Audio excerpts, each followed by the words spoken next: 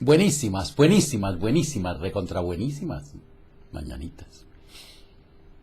Me siento mucho mejor, más fuerte, con más ánimos, con más ganas de hacer el programa. Mi Cristo interior, salve y bendice tu Cristo interior, tú que vas a conectarte hoy, mañana, cualquier día, y también el de aquellos que queriendo conectarse hoy no pueden. Hoy es martes 15 de diciembre de 2015, martes 15, programa 1139. Podría decir que no debo 20 correos. Y hoy los cubro. Perdón por la demora a algunos. Que el espíritu de sabiduría descienda sobre nosotros todos y nos ilumine. A mí para decir lo que debo decir. A ustedes para comprenderlo. Estamos hablando de la enfermedad como camino. Y hoy le toca al aparato locomotor y los nervios. Cuando hablamos de la postura de una persona por esta sola palabra, no está claro si nos referimos a lo corporal o a lo moral. De todos modos, esta ambivalencia semántica, es decir, de la raíz de las palabras, no da lugar a confusión, puesto que la postura exterior es reflejo de la interior. Lo interno siempre se refleja en lo externo. Así hablamos, por ejemplo, de una persona recta, casi siempre sin darnos cuenta de que la palabra rectitud describe una postura corporal que ha tenido importancia capital en la historia de la humanidad. Un animal no puede ser recto porque todavía no se ha erguido. En tiempos remotos el ser humano dio el trascendental paso de erguirse y dirigió su mirada hacia arriba, al cielo. Así que consiguió la oportunidad de convertirse en Dios y al mismo tiempo desafió el peligro de creerse Dios, cuando levantó la mirada hacia el cielo. El peligro y la oportunidad del acto de erguirse se reflejan también en el plano corporal. Las partes blandas del cuerpo que los cuadrúpedos mantienen bien protegidas en el hombre están expuestas. Esta falta de protección y mayor vulnerabilidad lleva aparejada la virtud polar de mayor apertura y receptividad. Es la columna vertebral la que nos permite mantener la postura erguida. Da al ser humano verticalidad, movilidad, equilibrio y flexibilidad. Tiene forma de S, doble, y actúa por el principio del amortiguador. La polaridad de vértebras duras y discos blandos le da movilidad y flexibilidad. Vértebras duras y discos blandos.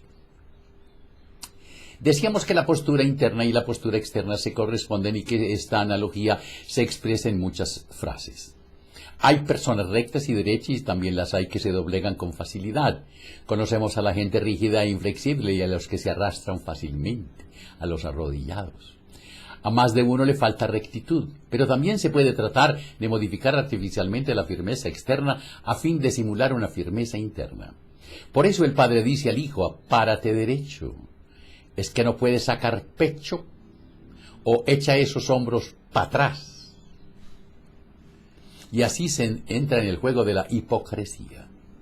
Después es el ejercicio el que ordena a sus soldados, ¡firmes! ¡Atención, fir! Aquí la situación se hace grotesca. El soldado tiene que erguir el cuerpo, pero interiormente debe doblegarse. Desde siempre el ejército se ha empeñado en cultivar la firmeza externa, a pesar de que desde el punto de vista estratégico es sencillamente una idiotez. Durante el combate, y si no vean a generales de bigote que están haciendo cosas raras. Durante el combate de nada sirve marcar el paso ni cuadrarse. Se necesita cultivar la firmeza externa únicamente para deshacer la correspondencia natural entre la firmeza interna y la externa. La inestabilidad interna de los soldados aflora en el tiempo libre o después de una victoria. Los guerrilleros no tienen esa actitud marcial, pero poseen una identificación interna con su misión. Los guerrilleros. La efectividad aumenta considerablemente con la firmeza interior y disminuye con la simulación de una firmeza artificial. Comparemos la rígida actitud de un soldado que permanece con todas sus articulaciones bien rígidas con la del vaquero, que nunca sacrificaría su libertad de movimientos bloqueándose las articulaciones. Toda postura que nos refleja la esencia interior de una persona nos luce forzada. Por otra parte, por su postura natural podemos reconocer a una persona. Si la enfermedad obliga al individuo a adoptar una postura determinada que voluntariamente nunca asumiría, tal postura revela una actitud interna que no ha sido vivida. Nos indica contra qué se está rebelando. Al observar a una persona, hemos de distinguir si se identifica con su postura externa o si tiene que adoptar una postura forzada. En el primer caso, la postura refleja la identidad consciente.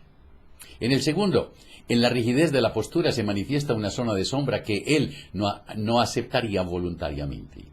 Así, la persona que va por el mundo con la frente erguida muestra cierta lejanía, orgullo, altivez y rectitud. ¿Qué le vamos a hacer? Esta persona podrá pues identificarse perfectamente con todas estas cualidades. Nunca las negaría, no. Jamás. Algo muy distinto ocurre, por ejemplo, con la típica forma de tallo de bambú de la columna vertebral.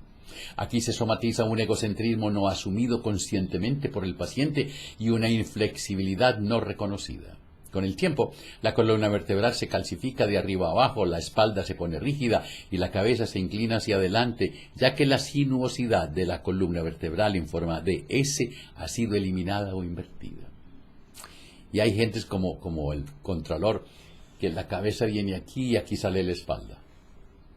El paciente no tendrá más remedio que admitir lo rígido e inflexible que es en realidad. Análoga problemática se expresa con la desviación de la columna. En la jiba, se manifiesta una humildad no asumida. Lumbago y ciática. Con la presión, los discos de cartílagos situados entre las vértebras, especialmente los de la zona lumbar, son desplazados lateralmente y comprimen nervios, provocando dolores como ciática y lumbago. El problema que revela este síntoma es la sobrecarga.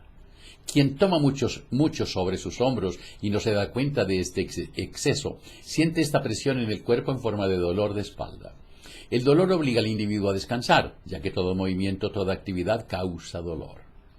El dolor obliga al individuo a descansar, ya que muchos tratan de eliminar esta justa regulación con analgésicos a fin de proseguir sus habituales actividades sin obstáculos.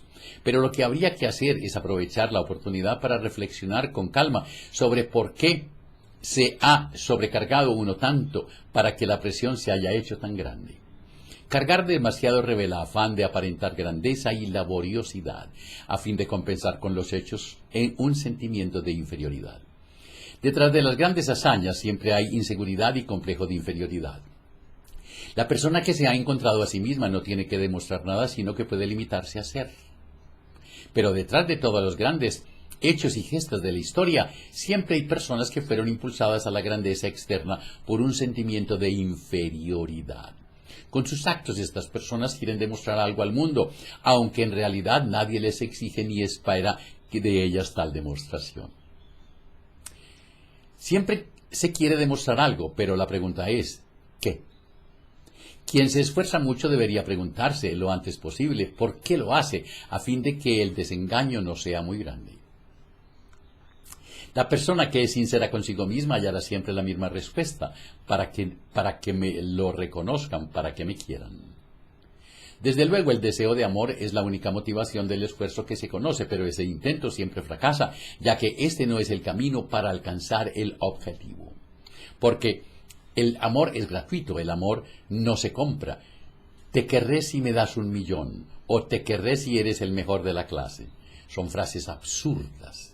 El secreto del amor precisamente es no imponer condiciones. Hay gente que le dice a los hijos, tú tienes que ser el mejor, tú tienes que ganar. ¿Y qué hace el niño? Frustrarse. El prototipo del amor lo encontramos pues en el amor materno. Objetivamente, un bebé solo representa para la madre molestias e incomodidades. Pero a la madre no le parece así, porque ella quiere a su bebé. ¿Por qué? No tiene respuesta. Si la tuviera no tendría amor. Todos los seres humanos, consciente o inconscientemente, anhelan este amor puro e incondicional que es solo mío y que no depende de cosas externas ni grandes hazañas. Ese complejo de inferioridad al creer que la propia persona no se puede ser admitida tal como es. Entonces, el individuo trata de hacerse creer con su destreza, su laboriosidad, su riqueza, su fama. Utiliza estas trivialidades del mundo exterior para congraciarse, pero aunque ahora le quieran, siempre le quedará la duda de si lo quieren y si lo quieren a él solo, por su trabajo, su fama o su riqueza. Se ha cerrado a sí mismo el camino del verdadero amor. El reconocimiento de unos méritos no satisface el afán que indujo al individuo a esforzarse para adquirirlos. Por ello, es conveniente afrontar conscientemente y a su debido tiempo el sentimiento de inferioridad. El que no quiera reconocerlo y sigue imponiéndose grandes esfuerzos, solo conseguirá empequeñecerse físicamente. El aplastamiento de los discos le hace más pequeño y los dolores le obligan a encorvarse. El cuerpo siempre dice la verdad. ¡Qué cosa más interesante! El que no quiera reconocerlo y siga imponiéndose grandes esfuerzos, solo conseguirá empequeñecerse físicamente. Y en estos días estuvieron aquí hablando de una señora que ha perdido 10 centímetros de altura. La misión del disco es dar movilidad y elasticidad. Si un disco es pellizcado por una vértebra que ha sido castigada, nuestro cuerpo se agarrota y adoptamos una postura forzada. Análogas manifestaciones observamos en el plano psíquico.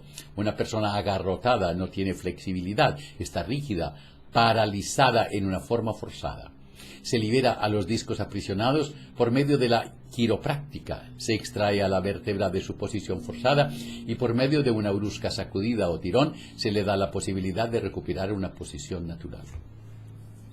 Ese tirón duele. También las almas pueden desbloquearse como una articulación o una vértebra. Hay que darles una sacudida fuerte y brusca para darle la posibilidad de reorientarse y centrarse. Y los que sufren el bloqueo mental temen esta sacudida tanto como los pacientes la mano del quiropráctico. En ambos casos, un fuerte crujido indica el éxito. Articulaciones. Las articulaciones dan movilidad al ser humano. En las articulaciones se manifiestan síntomas de inflamación y dolor con los movimientos y pueden llegar a producir una parálisis. Cuando una articulación se paraliza es señal de que el paciente se ha bloqueado. Una articulación paralizada pierde su función. Si una persona se bloquea en un tema o sistema, éste pierde también su función. Una nuca rígida indica la inflexibilidad de su dueño. En la mayoría de los casos basta oír hablar a una persona para descubrir la información de un síntoma. En las articulaciones, además de inflamación y rigidez, se producen torceduras, distensiones, rebotaduras y rotura de ligamentos. También el lenguaje de estos síntomas es revelador, a saber, se puede dislocar un tema, botar a una persona, retorcer el pescuezo a otro, estar tenso o un poco descentrado. No solo se puede reducir o enderezar una articulación, sino también una situación o una relación. En general, para enderezar una articulación hay que dar un fuerte tirón situándola en una posición límite o acentuar la posición forzada que pueda tener, a fin de que, una vez rebasado el límite, pueda encontrar su justo medio. Esta técnica tiene su paralelo en la psicoterapia. Si alguien se encuentra paralizado en una situación límite, se le puede empujar en el mismo sentido hasta alcanzar el extremo del movimiento pendular, desde el que pueda volver al centro. Es más fácil salir de una situación forzada sumiéndose por completo en ese polo, pero la cobardía coarta al ser humano y la mayoría se encallan a la mitad de un polo. Las personas se quedan atascadas en sus opiniones y formas de conducta, y por eso hay tan poca transformación. Pero cada polo tiene un valor límite desde el que se convierte en polo opuesto. La medicina moderna permite sustituir por prótesis determinadas articulaciones, especialmente las de la cadera. Como ya dijimos al hablar de los dientes, una prótesis siempre es una mentira, ya que simula lo que no es. A la persona que, estando interiormente anquilosada, finge agilidad, la afección de la cadera le obliga a rectificar imponiéndole sinceridad. Esta corrección es neutralizada por medio de una articulación artificial, otra mentira, y el cuerpo seguirá simulando agilidad. Para hacerse una idea de la falta de sinceridad que permite la medicina, imaginemos la siguiente situación. Supongamos que con un sortilegio pudiéramos hacer desaparecer todas las prótesis y las modificaciones que el ser humano ha introducido en su cuerpo. Todas las gafas y lentes de contacto, audífonos, articulaciones, dentaduras, las operaciones de cirugía estética, los tornillos de los huesos, los marcapasos y demás hierros y plásticos. El espectáculo sería dantesco. Si después, con otro sortilegio, anuláramos todos los triunfos de la medicina, nos encontraríamos rodeados de cadáveres, tullidos, cojos, medio ciegos y medio sordos. Sería un cuadro horrible, pero verdadero. Sería la expresión visible del alma de las personas. Las artes médicas nos han ahorrado esta visión horrenda. El cuerpo humano con toda suerte de prótesis, de modo que le da la impresión de estar completo. Pero, ¿y el alma? Aquí no ha cambiado nada. Aunque no la veamos, sigue estando muerta, ciega, sorda, muda, rígida, agarrotada, tullida. Por eso es tan grande el temor a la verdad. Es el caso del retrato de Dorian Gray. Lean. Con manipulaciones externas es posible conservar artificialmente la hermosura y la juventud durante un tiempo, pero cuando uno descubre su verdadera faz interior se asusta. Mejor sería cuidar constantemente nuestra alma que limitarnos a atender el cuerpo, porque el cuerpo es mortal y el espíritu no. Las afecciones reumáticas. Reuma es una denominación genérica un tanto difusa que abarca una serie de alteraciones dolorosas de los tejidos que se manifiestan principalmente en las articulaciones y en la musculatura. El reuma siempre va unido a la inflamación, la cual puede ser aguda o crónica. El reuma produce hinchazón y de los tejidos y de los músculos y deformación y anquilosis de las articulaciones. El dolor afecta la capacidad de movimientos y puede llegar a producir la invalidez. Los dolores musculares y de las articulaciones se manifiestan con mayor fuerza cuando el cuerpo ha estado en reposo y disminuyen a medida que el paciente se mueve. Con el tiempo, la inactividad produce atrofia de la musculatura y da un aspecto fusiforme a la articulación. La enfermedad suele empezar por rigidez matinal y dolor en las articulaciones que aparecen hinchadas y rojas. Generalmente las articulaciones son afectadas simétricamente y el dolor pasa de las periféricas a las mayores. El proceso es crónico y la anquilosis se acentúan gradualmente. Las anquilosis. La enfermedad, por medio de una anquilosis progresiva, produce una incapacidad que se acentúa gradualmente. No obstante, el poliartrítico, en lugar de quejarse, muestra gran paciencia y una sorprendente indiferencia hacia su mal. El cuadro de la poliartritis nos conduce al tema central de todas las enfermedades del aparato locomotor: movimiento y reposo, respectivamente agilidad y rigidez. En los antecedentes y casi todos los pacientes reumáticos encontramos una actividad y una movilidad extraordinarias. Practicaban deportes de esfuerzo y competición, trabajaban mucho en la casa y el jardín, desplegaban una actividad incansable y se sacrificaban por los demás. Se trata, pues, de personas activas, ágiles e inquietas a las que la poliartritis obliga a descansar por el procedimiento de la atrofia. Da la impresión de que un exceso de movimiento y actividad es corregido por medio de la rigidez. A primera vista, esto puede desconcertar después de que hasta ahora no nos hemos cansado de insistir en la necesidad de la modificación y el movimiento. La aparente contradicción no se aclara hasta que recordamos que la enfermedad física da sinceridad. Este es el caso de la poliartritis. Significa que en realidad estas personas estaban rígidas. La hiperactividad y movilidad que mostraban antes de la enfermedad se limitaba a lo corporal, ámbito en el que trataban de comportarse la verdadera inmovilidad de la mente, de compensar la verdadera inmovilidad de la mente. La misma palabra rigidez sugiere la idea de rigor y hasta de muerte. Estas características denotan terquedad e indican que se trata de personas inflexibles e inmovilistas. La inmovilidad interior se compensa con la práctica del deporte y una gran actividad corporal que en realidad solo pretende disimular la instintiva rigidez. La frecuente práctica de los deportes de competición por estos pacientes nos lleva a considerar otra gran problemática, la agresividad. El reumático limita su agresividad al plano motor, es decir, bloquea la energía de la musculatura. Las mediciones experimentales de la electricidad muscular del reumático indican claramente que cualquier clase de estímulos provocan un aumento de la tensión muscular, especialmente de la musculatura de las articulaciones. Estas mediciones ratifican la sospecha de que el reumático se esfuerza por dominar los impulsos agresivos que buscan expansión corporal. La energía no descargada se queda en la musculatura de las articulaciones y produce inflamación y dolor. Todo el dolor que el ser humano experimenta en la enfermedad en un principio estaba destinado a otro. El dolor siempre es resultado de un acto agresivo. El dolor siempre es el resultado de un acto agresivo. Si yo descargo mi agresividad dando un puñetazo a otro, mi víctima sentirá dolor. Pero si reprimo el impulso agresivo, este se vuelve contra mí y el dolor lo experimento yo. El que sufre dolores debería preguntarse a quién estaban destinados en realidad. Entre las manifestaciones reumáticas hay un síntoma muy concreto en el que, a causa de la inflamación de los tendones de los músculos, el antebrazo debajo del codo, la mano, se cierra formando un puño. La forma del puño apretado denota la agresividad reprimida y el deseo de recargar un buen puñetazo sobre la mesa. Análoga tendencia a apretar el puño se observa en la contractura que impide abrir la mano. La mano abierta es símbolo de paz.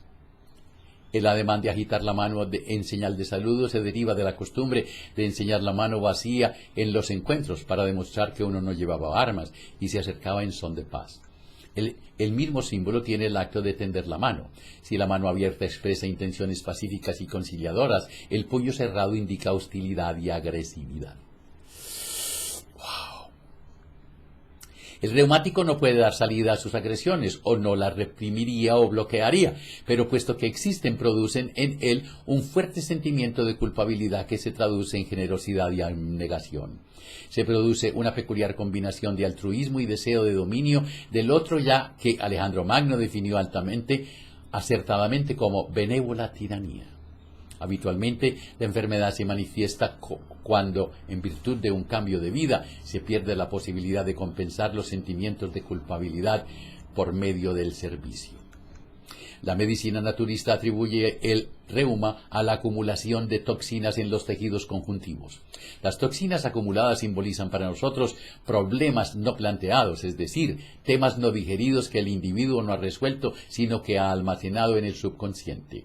Con la total supresión de la alimentación externa, el organismo es obligado a practicar la autofagia y quemar y procesar los desechos corporales. Trasladado al plano psíquico, este proceso es el planteamiento y reconocimiento de temas que hasta el momento habían sido postergados y reprimidos. Trastornos musculares, tortícolis, calambres del escribiente. La característica común a estos trastornos es que el paciente pierde parcialmente el control de las funciones motrices que normalmente pueden regirse por la voluntad. Generalmente, al cabo de unos segundos puede volverla a la posición normal. Generalmente, y por extraño que parezca, basta la simple presión de los dedos en la barbilla o en el collarín para que el paciente pueda mantener erguida la cabeza. Pero también el lugar que ocupa la persona en la habitación influye en la posibilidad de controlar el cuello. Si está de espaldas a la pared y puede apoyar la cabeza, no tendrá dificultad para prevenir el espasmo, la tortícolis, el mico. Un cuerpo erguido obliga al ser humano a mirar de frente las exigencias y los desafíos del mundo, pero si ladeamos la cabeza, rehuimos esta confrontación. El individuo se hace parcial y vuelve la cara para no ver lo que no quiere.